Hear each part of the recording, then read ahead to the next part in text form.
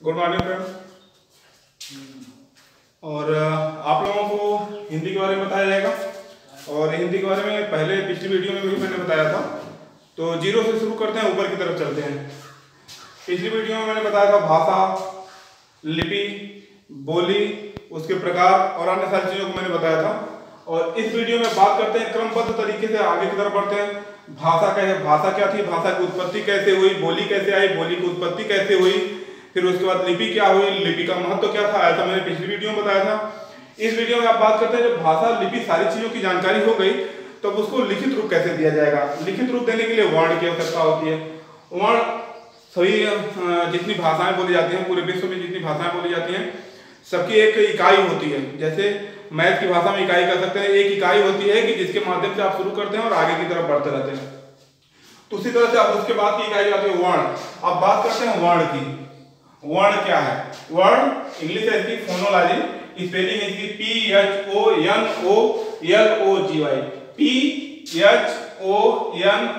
PHONOLOGY, phonology. वर्ण English है phonology, spelling इसकी है। और अब इस हम यहाँ बात करेंगे वर्ण के विषय में। अगर वर्ण नहीं होते तो क्या हिंदी भाषा की उत्पत्ति हो सकती थी? क्या हिंदी भाषा को लिखित रूप दिया जा सकता था? क्या उसको क्रमबद्ध तरीके से पढ़ाया जा सकता था? ऐसे कंडीशन तो शायद पॉसिबल नहीं थी या संभव नहीं था, इसलिए वर्ण की खोज की गई। अब वर्ण आया तो वर्ण के माध्यम से हम भाषा का लिखित रूप देखते हैं कैसे होता है, उसमें कैसे कैसे अक्षरों का भेद किया जाएगा, उसके बारे में बात करते हैं। वर्ण को क्या कहते हैं? अक्षर भी कहते हैं। वर्ण को अक्षर भी कहते हैं। वर्ण को अक्षर भी कहते हैं। यह भाषा की सबसे छोटी इकाई होती है। वर्ण या अक्षर, वर्ण को अक्षर भी कहते हैं। और एक चलिए अभी बाद में अगले पार्ट में उसको हम उसका विवरण देते हैं। वर्ण या अक्षर यह भाषा की सबसे छोटी इकाई होती है। सबसे छोटी इकाई मतलब निम्न से निम्न इकाई जो होती है वर्ण होती है। वर्ण के माध्यम से उसके प्रकार होते हैं, उस प्रकार के माध्यम से शब्द की संरचना होती है। शब्द के संरचना के अनुसार आप किसी टॉपिक पे पूरी एक विस्तृत विवरण दे सकते हैं, पूरी किसी एक टॉपिक पे विस्तृत उसका प्रकाश डाल सकते हैं। यह भाषा की सबसे छोटी इकाई होती है। भाषा के बारे में आप पढ़ चुके हैं। छोटी का मतलब आप समझ रहे हैं, इकाई होती है। इसे अक्षर भी कहते हैं। इसे क्या कहते हैं?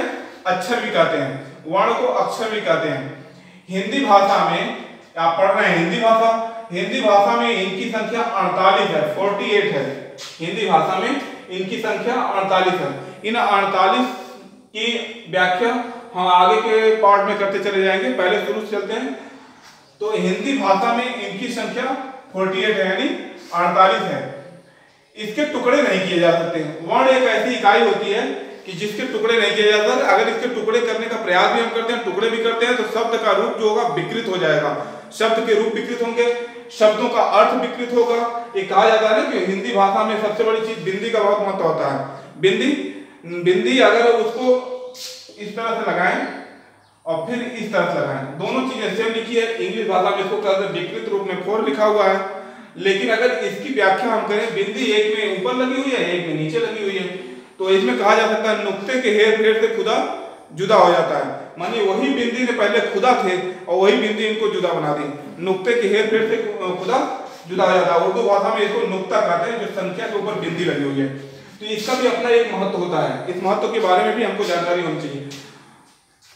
इसके टुकड़े नहीं किए जा सकते। अगर इसके टुकड़े करेंगे, जैसे क शब्द है, इसके अगर टुकड़े करेंगे तो इसके नीचे हलंत का इस्तेमाल करेंगे, या यहां से इस तरह लिखेंगे। अब इसके आगे अगर कोई शब्द नहीं जोड़ते हैं, क्या इसका उच्चारण बहुत कर सकते हैं, कहेंगे अब इसका कोई अर्थ निकला? कोई अर्थ नहीं निकलने वाला। इसको जब भी पूरा इसके साथ असम्मिलित है, प्लस असम्मिलित है, जब असम्मिलित हो गया तो ये हो गया क। अगर क नहीं हो, असम्मिलित नहीं होगा तो ये होगा कुक। तो कुक को कोई मतलब नहीं निकलने वाला।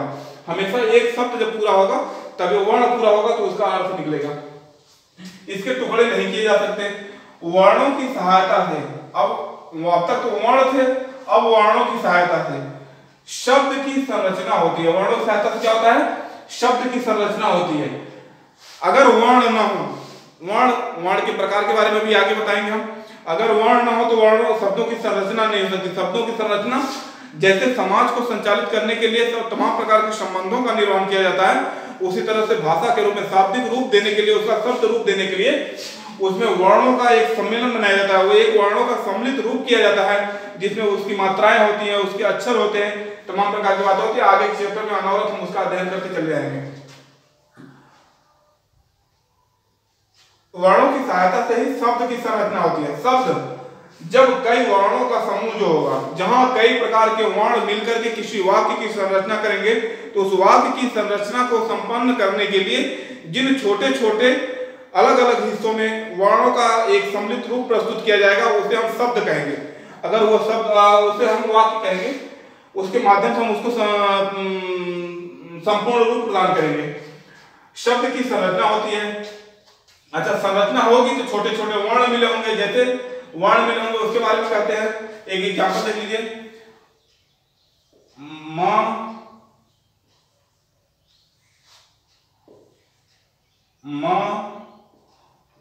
झ, अब इसमें ऊ की मात्रा लगाएं, इसमें ए की मात्रा लगाएं, ये बन गया मुझे। ब, आ की मात्रा लगाएं, ज लिखें, ज पे आ की मात्रा लगाएं, र लिखें। बाजार, जब पे आ की मात्रा, न पे आ की मात्रा, जाना, ह पे आ की मात्रा है। यह एक सेंटेंस, एक वाक्य तैयार हुआ कि मुझे बाजार जाना है, इसका एक अर्थ निकला। अगर इसी को विकृत रूप, अगर इसके टुकड़े कर दिया जाए, यहां लिखा जाएगा म, फिर लिखा जाएगा ऊ की मात्रा, फिर लिखा जाएगा झ, फिर लिखा जाएगा ए की मात्रा, फिर उसके बाद लिखा जाएगा ब, फिर लिखा जाएगा आ की मात्रा, फिर लिखा जाएगा ज, फिर लिखा जाएगा आ की मात्रा, फिर लिखा जाएगा र, ज, फिर आ की मात्रा, फिर न,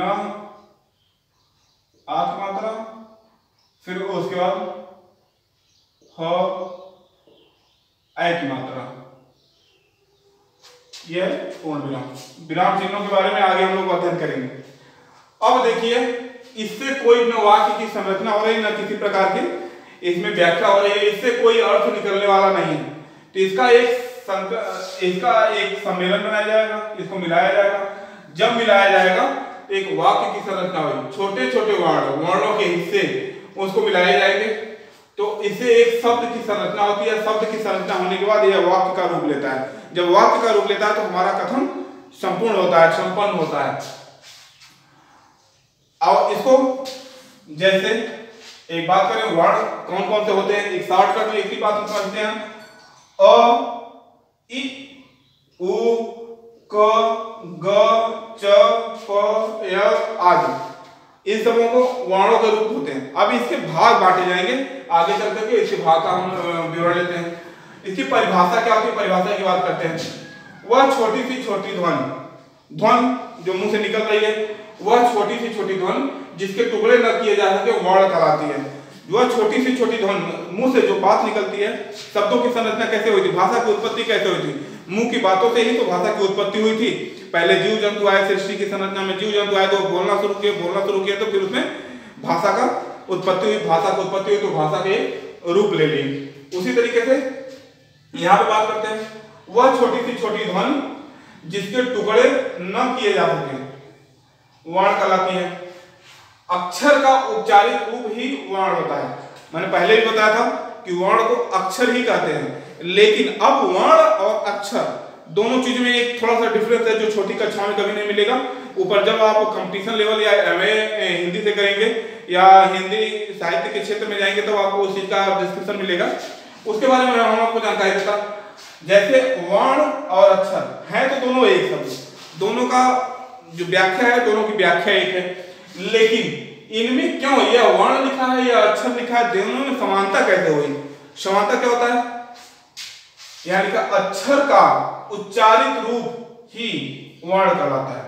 वर्ण क्या होता है, यह उच्चारित होता है, और अक्षर शब्द का जहां भी वर्ण शब्द का इस्तेमाल किया जाए वहां उच्चारण से उसको जोड़ेंगे, और जहां अक्षर शब्द का इस्तेमाल किया जाए उसे क्या कहेंगे, एक लिखित रूप देंगे, तब वो अक्षर में बदलेगा।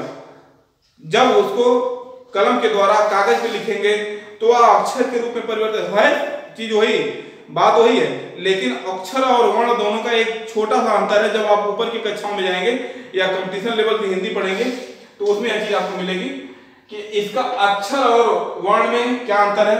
यहाँ पे अभी प्राइमरी में हम इसको पढ़ते हैं, अक्षर और वर्ण दोनों चीज एक ही होता है, लेकिन दोनों में अंतर सिर्फ इतना होता है, एक का उच्चारण होता है और एक का लिखित रूप होता है, दोनों चीजें एक होती हैं।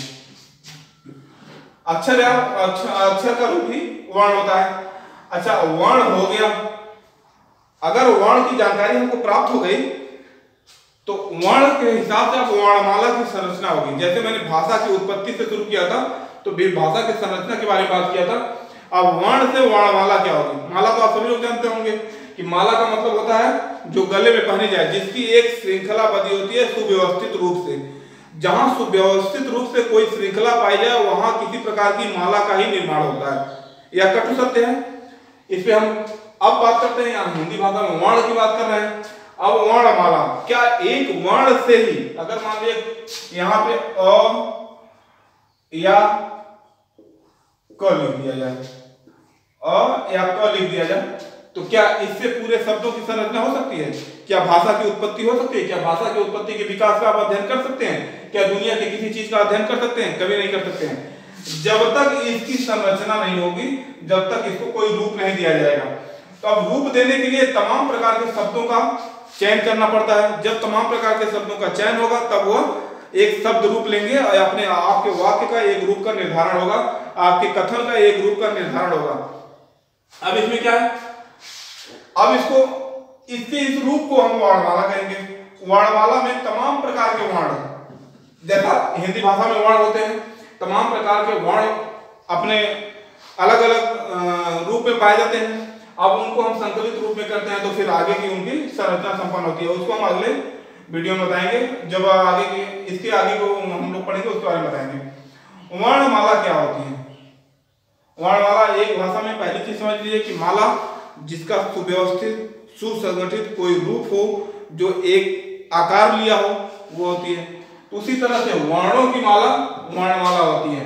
वर्णों के समूह को वर्णमाला कहते हैं। वर्णों का समूह कई जैसे व्यक्ति के समूह को समाज कहते हैं। व्यक्ति, जहां व्यक्तियों के समूह इकट्ठा होते हैं, फिर परिवार के समूह इकट्ठा होते हैं, वहां पे एक समाज की संरचना होती है। उसी तरह से वर्णों के भी समूह होते हैं।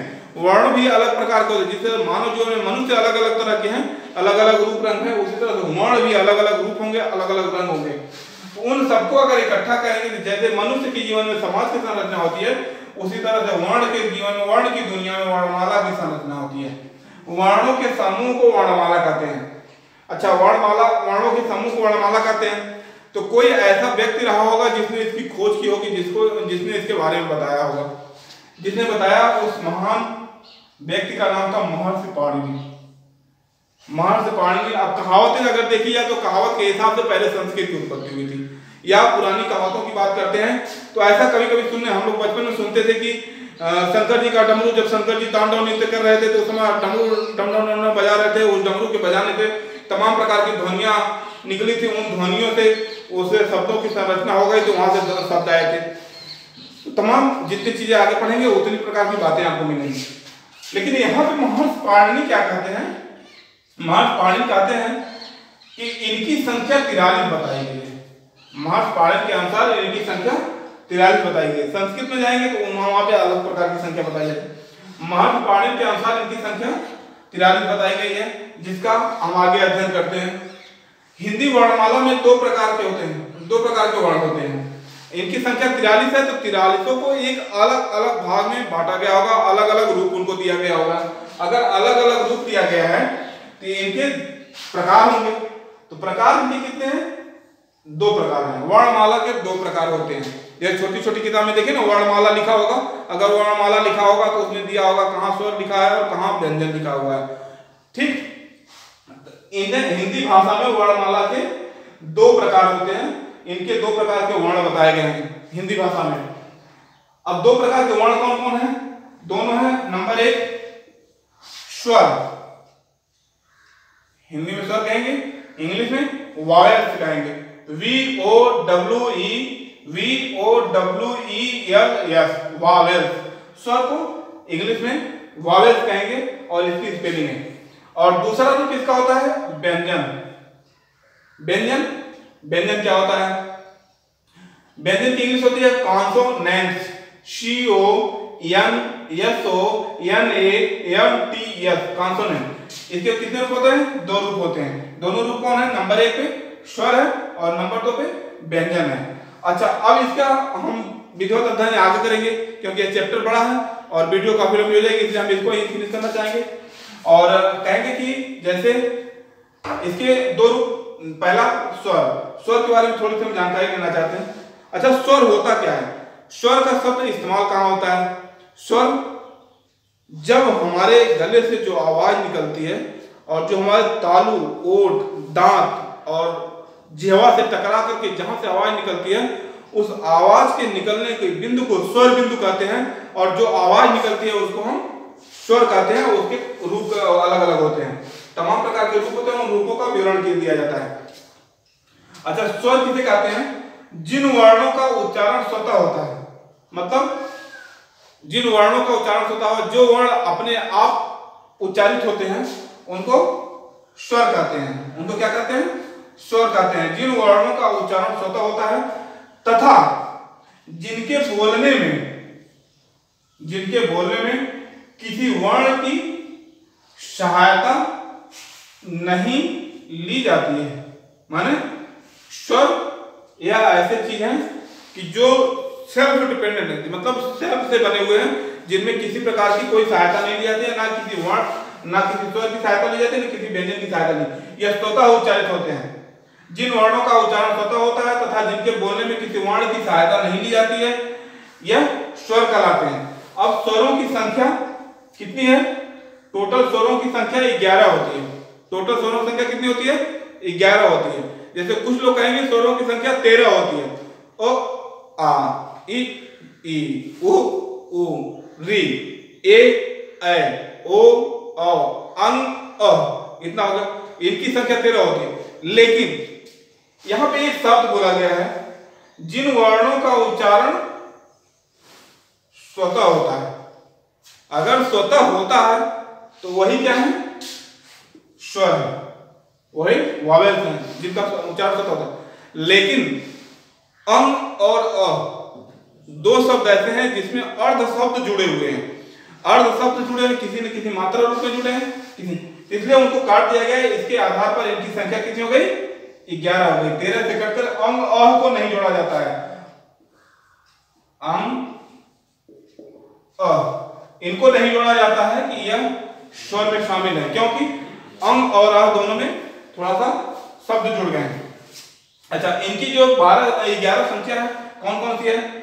अ, आ, इ, उ, ऋ, ए, ऐ, ओ, औ। यही 11 हैं कि जिनको स्वर कहते हैं। अब बात करते हैं कि स्वर आगे जब बढ़ेगा तो इसके एक दूसरा रूप होगा, व्यंजन होगा। जो वर्ण होगा, वर्णमाला में एक स्वर होगा, एक व्यंजन होगा। तो स्वर के भेद होंगे।